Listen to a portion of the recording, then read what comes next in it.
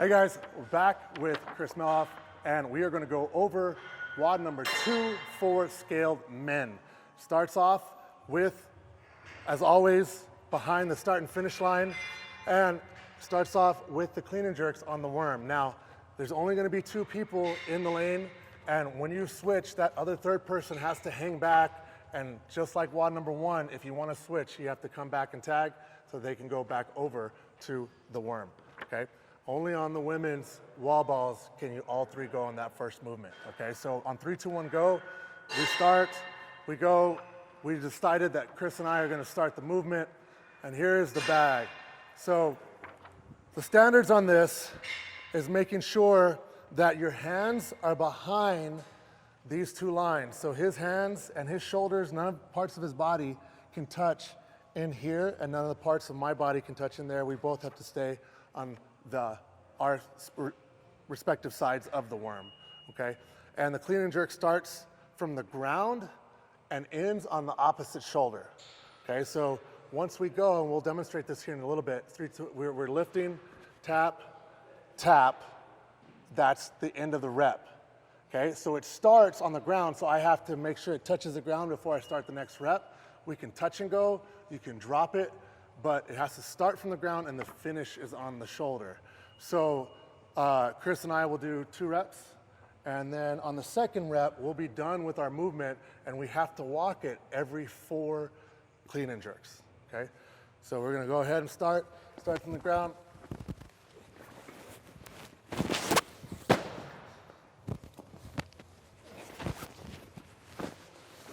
And I missed it.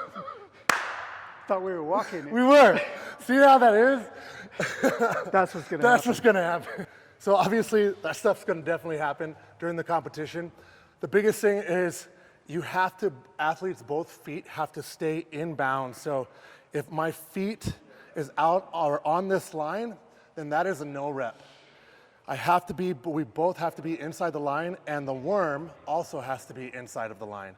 So the worm cannot touch. So what we did is we obviously messed up because we were supposed to move and I didn't. The worm was way out here. We had to drag it back in before we can actually start the rep. That rep does not start outside of the line. So if I pick it up here and go over, that's a no rep because it did not start inside of the line. Okay, so this is our last one, and we're gonna walk it. Okay? Just one? Just one, as we go.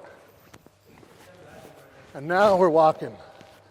Both feet inside of here, and it has to start on the ground, and then we start our rep again, okay?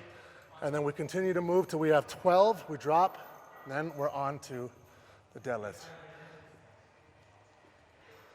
Chris, you wanna go over the deadlifts? Well, so now this is a 3-person workout, right? Right. So at any time, as we're doing those worms, if I need to switch out with a partner, I can do that, right? At any time, right. But you have to stop your reps, run down, tag your partner, they need to run back over, and then they can continue on with your reps. Right, so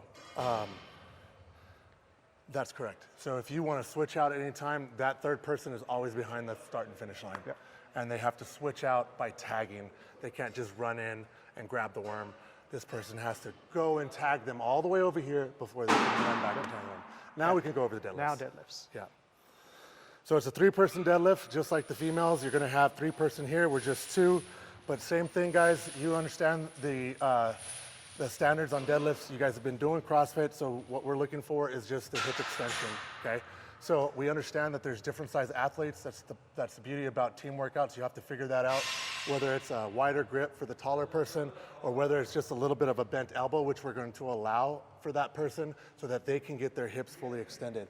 So as we go up, I can be like this is fine with me, okay? But I can't be like this and Chris, so we're go down again, and I just like this, and Chris is all the way up. That's obviously not a rep, okay? So I have to extend, and we have to come down.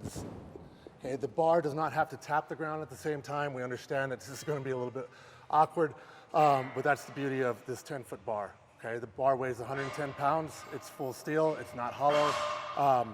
But once we're done with the deadlifts, we move on to the burpee over bar. Same process as it was in the first workout is chest has to touch the ground, All three of you guys have to touch the ground at the same time. So we're down at the bottom. I'm waiting. Third person's there. I can step over. I can jump over. As long as I go over the bar, I don't care how you get over the bar.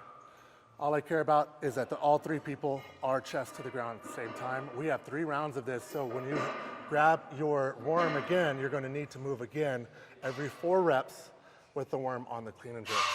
Remember, the time stops as all 3 people cross the line. Time stops as the last person is over that line for this workout. Anything else?